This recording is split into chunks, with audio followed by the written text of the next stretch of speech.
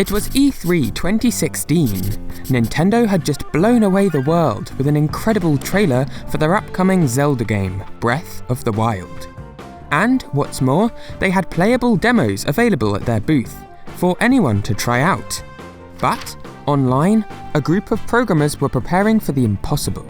They were planning to steal the code from the demo from right under Nintendo's noses.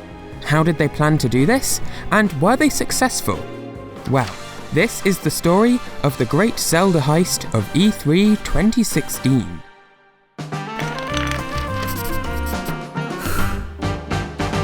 Hi there, welcome to Thomas Game Docs.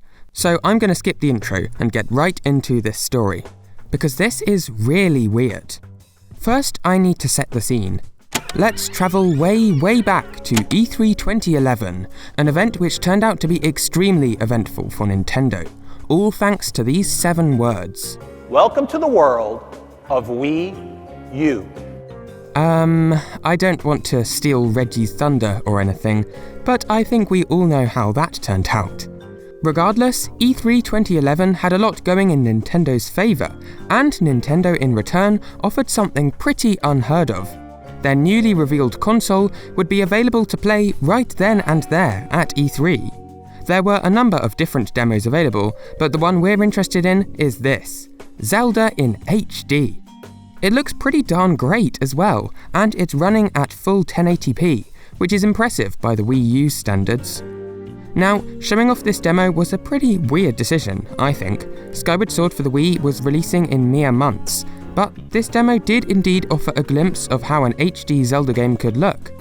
However, series producer Eiji Aonuma made it clear that this probably wasn't what the next Zelda game would end up looking like. In an interview, he stated, "The demo that we showed at E3 was really just more of a rough idea if all we were to do was to take a Zelda game and put it in HD. This is what it might look like. We're much more interested in looking at the power of the Wii U system and seeing how we can take advantage of that power to do things that we haven't been able to do in a Zelda game before." So yeah, this preview was not the next Zelda game, simply a vision for how the series could potentially look when injected with the processing power of the Wii U. Which is, not much. Sorry Wii U, I feel like I'm really ragging on you today. Now, it would be another 2 years before Zelda fans were given any new information on what the Wii U's Zelda game would look like, if it even received one. But then, in 2013, producer Aonuma offered some exciting news. A Zelda game was indeed in development for the Wii U, and more than that, it would be, quote, rethinking the conventions of Zelda. However, no footage was shown of the game, and no further information was given. But, come E3 2014, Aonuma gave Zelda fans what they had been waiting for, a first look at the brand new Zelda game. He explained that with the older titles, like the original Zelda for the NES, Nintendo's developers had been able to create huge open worlds for the player to explore. But when it came to recreating this in 3D, the technology simply wasn't up to it. But come the Wii U, the developers were finally able to realise their goal of a truly open Zelda game. Oh, and it happened to look incredible. The presentation concluded with a date, 2015. And so, later that year, at the Game Awards to be specific, producer Aonuma sat down with Nintendo man Shigeru Miyamoto and showed off the upcoming Zelda game. How the horse riding worked, the sunset effects, shooting arrows, and near the end... Are you sure that this will be released next year? Yes. All of the staff members are working together and doing their best. However, in early 2015, a little while before E3, Nintendo uploaded a video to their YouTube channel announcing that Zelda for the Wii U would be delayed beyond 2015. Moreover, they wouldn't be showing the game off or even discussing it at that year's E3. Bummer. However, the following year, all of that changed. Here's Nintendo's E3 conference. If you've been a fan of Nintendo over the years, you'll know that the Nintendo experience is different at every E3. And that's why we're coming to you directly from our show booth on the set of Nintendo Treehouse Live.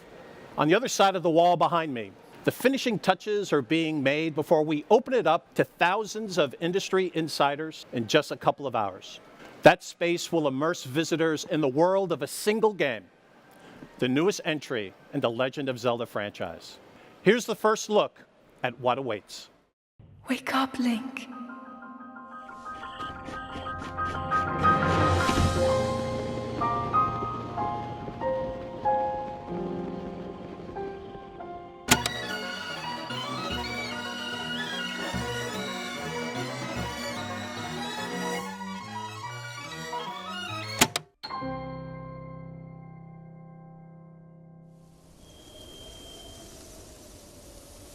Zelda Breath of the Wild, looks pretty magnificent, right? And I'm not the only one that thought that. People the world over were singing its praises based on the trailer alone.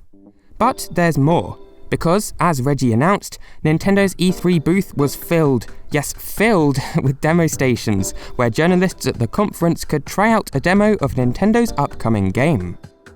And that's where we're at right now. Because while you and me might respond to that with, "Oh cool, I'm excited to hear about the new game," others had a more devious reaction. I need to get my hands on that demo, stat. One of these people was a 17-year-old game developer known for breaking into Mario Kart 8 in particular. However, this time round, he set his sights on Nintendo's Breath of the Wild demo.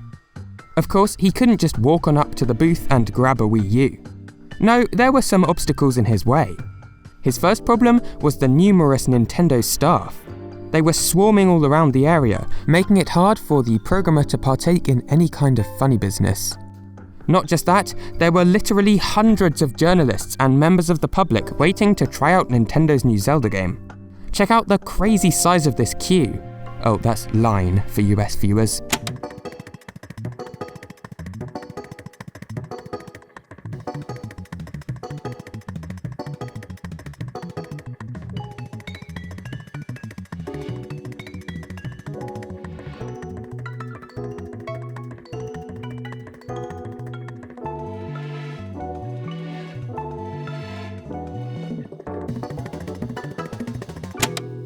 Right, so there was no way he could just waltz on up to the booth and start entering code into the Wii U console. Luckily, he had a solution. A little while before the start of the conference, he tweeted asking if any of his followers would be willing to distract some of the Nintendo attendants to make this heist possible. Alright, so now he had his way in. But what happened once he got to the booth?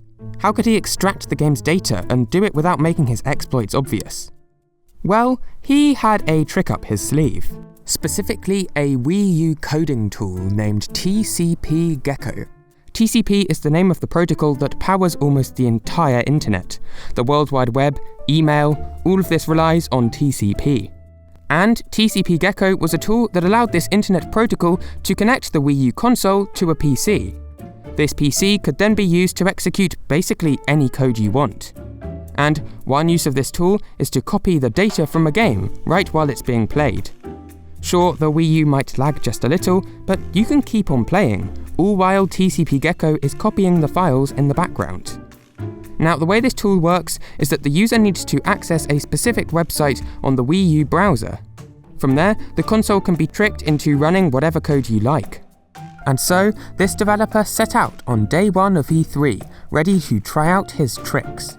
However, he quickly realised something. The Wii U consoles at Nintendo's booth weren't your regular Wii U's. No, these were special development systems. The code that he had prepared would work with any old regular Wii U, but not these special development ones. And so, he and some of his friends gathered and started to rewrite the program, allowing it to work with the type of system Nintendo had at their booth. According to the 17-year-old himself, having to code stuff last minute was a sort of stressing ideal, mainly because you never know how long or how much testing one might need to do before it works, and there being a very strict time frame made the situation worse. Nevertheless, the group managed to get an updated version of the software running, and the next day, the programmer returned to the Breath of the Wild booth. But alas, he was greeted by yet another problem. As I mentioned before, to get TCP Gecko up and running, you need to navigate to a certain website. However, these Wii U's at Nintendo's booth, they weren't connected to the internet at all. Luckily, the 17-year-old had some past experience. That's right, in the past he had downloaded some leaked Wii U development tools and played around with them a little. Because of this, he figured out a way to access the Wii U's configuration page, where he could modify the system's network settings and connect it to the internet. From there, he simply executed TCP/Gecko and started copying over the files. Of course, that was easier said than done. The whole area was still filled with Nintendo employees. Update, emergency stop, relocating booths. I saw Nintendi looking at me from a far distance. Maybe I'm being crazy, but can't be too safe. Eventually though, using the crowd as a cover, the 17-year-old managed to get TCP/Gecko up and running. However, once the process finished, he realized something. The tool had copied across the wrong files. This would need some more programming. And so, he met with quite possibly the most famous Wii U breaker-intoer, NWPlayer123. Now, NWPlayer123 has a big reputation online, known for revealing Splatoon's DLC ahead of time just by examining the game's files. And so, who else would be a better person to ask for the job, right? With that settled, NWPlayer got to work modifying TCP/Gecko to download the correct files from the demo. Unfortunately, the tool wasn't ready by the end of the day. That meant that there remained just one more day to steal the files from Nintendo's booth before it closed for good. It would be difficult, but the 17-year-old believed that he could do it. And the next morning, he headed on down to the conference and made his way to the Zelda booth. He arrived just 15 minutes after opening, but the booth was full, and Nintendo had closed the line already. Just like that, his plans were dashed. Well, that's an anticlimax, isn't it? Sorry. But it begs the question, would it even be possible to steal a demo from an E3 booth? Well, it turns out that we don't need to answer that question. Because while in this particular case, the programmer failed to grab the files, that hasn't always held true in the past. In November of 2011, for example, a prototype version of Metroid Prime 3 was leaked online. Now, this build originated from one of these things, called an NPDP cart.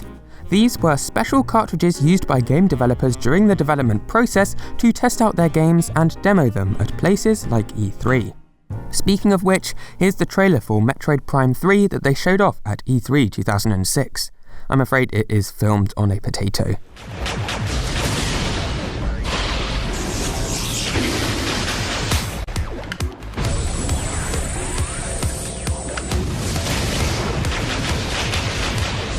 Looks pretty snazzy, if a little blurry, right? Well, just like they would later do at E3 2016, back in 2006, Nintendo had a demo which journalists could play right then and there. Curiously, the demo ran not on the Wii console like the final game. No, this demo was running on a GameCube console, and one with a massively expanded memory at that. That's right, a normal GameCube system has about 43 megabytes of RAM. This demo needed 128. Now the demo was stored on one of those NPDP carts I mentioned earlier. And it seems that a number of years later, in 2011, someone managed to get their hands on one of these Metroid-carrying cartridges, as the demo leaked online. But that's still not the only time that something like this has happened. In late 2011, mere weeks before the release of Zelda Skyward Sword for the Wii, a demo of the game was leaked online for the world to try out. This demo originated from E3 2011, and as such, it came with a few restrictions. Though the game was a whopping 900 megabytes and contained 2 to 3 hours worth of content, the demo was limited to 15-minute play sessions. However, people online soon managed to circumvent this restriction and access the entire demo. But neither of these are my favourite example of this happening. Because way back at E3 2004, when I was 2 years old, the most audacious demo theft that I know of took place. It had been 6 years since the release of the first Metal Gear Solid game, a game which was critically acclaimed, high-selling, and extremely influential. Then, 3 years later, in 2001, Metal Gear Solid 2 was released, which was again extremely successful from both a critical and financial point of view.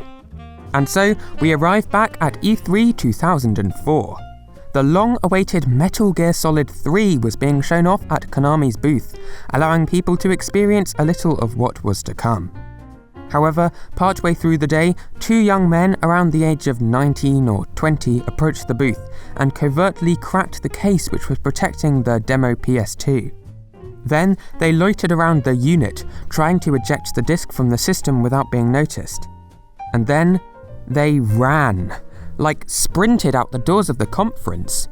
The LA Police Department began an investigation on these two men, but I can't find anything online about them being caught. I guess you can't fault their determination, if nothing else. And so, consider this video a warning. Because while E3 may seem like a hub of safety, perhaps that's not quite as true as you thought. I suppose nothing can stop the overwhelming desire to play your favourite game, even if that compels you to break the law. Which I'm not defending, by the way. Don't steal. Stealing is bad. Put that on the record. Oh, but quickly, before you go, I have something really important to say. Thank you so much. I just reached 10,000 subscribers a couple of days ago, and it still doesn't feel real. I've been watching YouTube my whole life, and countless YouTube creators have had a huge influence on me as a person. So to think I'd one day have my own little audience, heck, not that little anymore, that feels amazing. Thank you all so much, and I'll see you next week.